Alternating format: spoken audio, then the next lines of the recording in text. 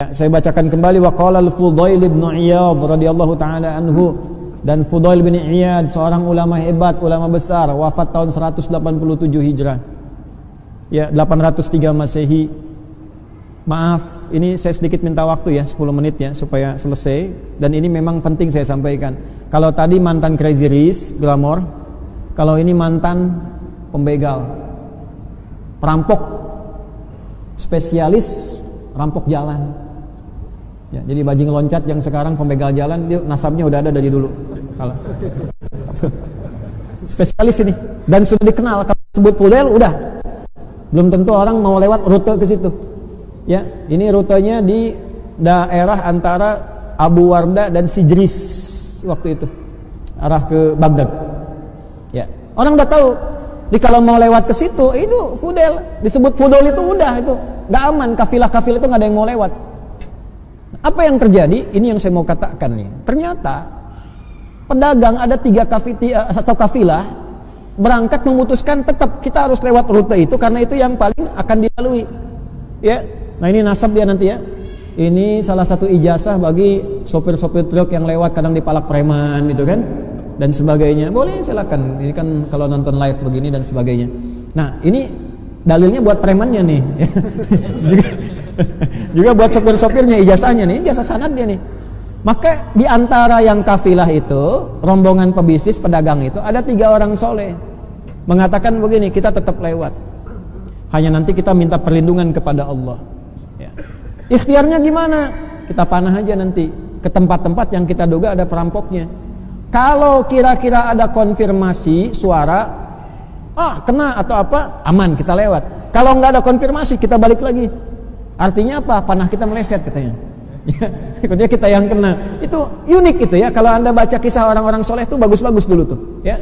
Maka apa yang terjadi? Mereka memutuskan berangkat lewat rute itu antara Sijris dengan Abu Warda. Begitu mau dekat ke situ, mulailah kemudian panah disiapkan. Sebelum dipanah, ini yang paling menarik, maka mereka memanah dengan ayat-ayat Allah dulu untuk menghunjam kepada kalbu orang yang dituju. Maka yang pertama membacakan Quran surah ke-57 ayat 16 Al-Hadid. Alam ya'ni lilladzina amanu an takhsha'a qulubuhum li dzikrillah wa ma nazala minal. Apa ayatnya? Wala yakunu kalladzina utul kitaba min qablu fatala 'alaihimul amadu faqasat qulubuhum. Apa belum tiba bagi orang-orang itu yang merasa beriman untuk semakin khusyuk kenal Allah, melembutkan hatinya, jangan sampai berbuat maksiat terus sampai keras hati seperti orang dulu, banyak maksiat hatinya keras sehingga jauh dari Allah. Tiba-tiba begitu itu dibacakan sebelum panah dilesatkan, ini Fudail langsung gemetar, pingsan.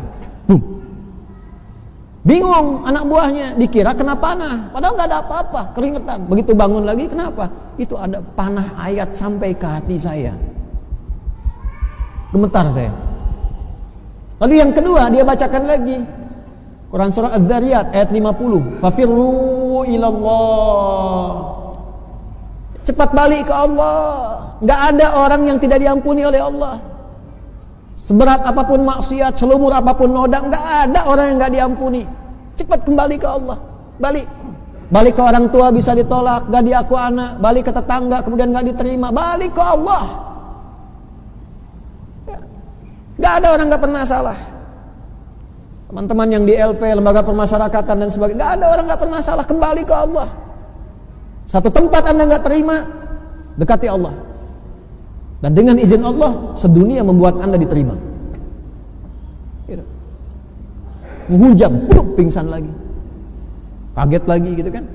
Ada panah kedua menembus jantungku, menembus jiwa. Yang ketiga dibacakan Az-Zumar tuh, ayat 54 itu. Wa anibu, dan segera kemudian bertobat, balik. Ya, tobat anib itu jalan kembali ke jalan yang lurus lagi. Itu runtut 3 ayat itu. Lembutkan hati, dekati Allah. Jadi kalau udah putus harapan dengan manusia, ya, jangan putus harapan dengan Allah. La taqnatu min rahmatillah. Jadi simpulkan pada hati kita, Allah selalu menerima kita. Ya. Keluarga belum terima, lari ke Allah, minta lembutkan hatinya. Ya. Calon yang dilamar belum terima, ya kembali kepada Allah, terus dekati bapak mertuanya. Minta, balik ke Allah, balik. Nah, dibacakan 3 itu, jatuh lagi. Lalu ketika bangun mengatakan pada anak buahnya, pergi kalian semua. Sudah tiba saatnya saya meninggalkan perbuatan saya ini. Kena panah 3, yang panah fisiknya enggak kena, tidak mengenai, itu panah ayatnya sampai kepada jiwanya. Kalau itu yang 3 pedagang itu enggak bersih hatinya, mustahil ayat sampai pada jiwanya. Bersih hati. Ya. Dulu orang baca Toha, getar hati. Baca Al-Fatihah, penyakit sembuh. Ini Fatihah udah, Yasin sudah, Al-Kahf udah nggak sembuh-sembuh. Bukan karena ayatnya, cara bacanya itu nggak tepat itu. Orang bersih hati, orang bersih. Ya, kumpulin santi suruh bacain Quran, santinya dibayar, datang santi kemana? Sana, amplop udah nggak ada, ya udah. Cuma dapat Qurannya, barokahnya enggak. Makanya kalau mau baca Quran bersihkan dulu hatinya, bersihkan, taubat dulu. Kenapa ada isti'adzah di situ? Supaya hatinya dibersihin dulu. Supaya yang dibacakan itu kalau enggak ke orang lain, ke kita itu ada getaran. Allah itu Pak Ibu maha baik. Ya, Anda itu banyak salah, terus mau ngaji, baru wudu, tenang, buka Quran, keluar ayat sesuai dengan kebutuhan kita. Kok bisa ayatnya sama begitu? Itu kurang baik apa Allah itu? Nah, sehingga Fudail dari peristiwa itu memutuskan pensiun tuh. Ini preman pensiun sudah ada dari dulu. Bayar royalti tuh ke Fudail tuh. Ya. Selesai pensiun, memutuskan untuk mendekati Allah.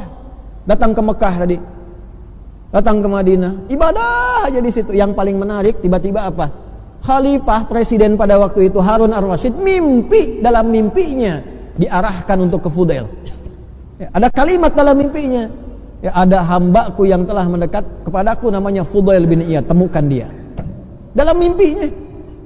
Presiden mimpi, dalam mimpinya diarahkan kepada mantan preman. Anda bayangkan, mantan begal, mantan perampok, berubah jadi orang baik. Tiba-tiba apa yang terjadi? Ternyata beliau sudah berubah jadi baik, jadi soleh, sampai meninggalkan tempat di situ yang viral sebagai perampok ke tempat lain yang dekat dengan Allah. Masyarakat akhirnya memviralkan dia sebagai seorang hamba yang sangat dekat dengan Allah. Ini ahli ibadah, ini ahli gini. Tapi beliau mengasingkan diri. Kalau sudah viral begitu, pindah ke tempat lain yang gak kenal, dekati Allah. Terus mengatakan pada dirinya, Yalmusi, pendosa, kamu ini disebut orang soleh, padahal kamu ini banyak salah. Kamu ini disebut pintar, padahal kamu banyak bodohnya. Itu viral sekali itu. Kalau ulama-ulama kita yang punya nasab ini nyambung tuh. Ya, kamu dikiranya banyak amalnya, dermawan, padahal kamu itu masih pelit. Ke dalam dirinya begitu terus. Kamu maunya ngajar, ya, kelihatannya ikhlas, padahal kamu itu pengen kelihatan orang, pengen populer, pengen macam-macam dan sebagainya. Akhirnya apa yang terjadi Bapak Ibu sekalian? Dari situ ketika Harun ar-Rasyid tahu, diarahkan ke situ, dipanggil ke istana. Dan beliau menjadi salah satu penasehatnya dari Harun ar-Rasyid. Dan beliau menjadi salah satu guru dari Imam Asy-Syafi'i. Ya, yang nanti ditemani dalam pendakian ilmu dari Imam Asy-Syafi'i. Dan nanti juga ditemani juga oleh Bishr tadi. Karena Bishr kan lahir 179, ini wafat 187. Bishr al-Hafi itu dalam masa beliau muda-mudanya itu pernah bersamaan waktu dengan ini, tapi belum sempat ngaji yang benar. Karena kan tadi jalur hidupnya beda. Inilah Fudail. Tak peduli latar belakang kita Anda apa. Mungkin Anda kalau tobatnya benar-benar bagus, baik, ya insya Allah besok jadi ulama. Lebih baik daripada kami yang mengajar saat ini. Kalau bukan Anda anaknya, kalau bukan anak Anda cucunya, bismillah, doa.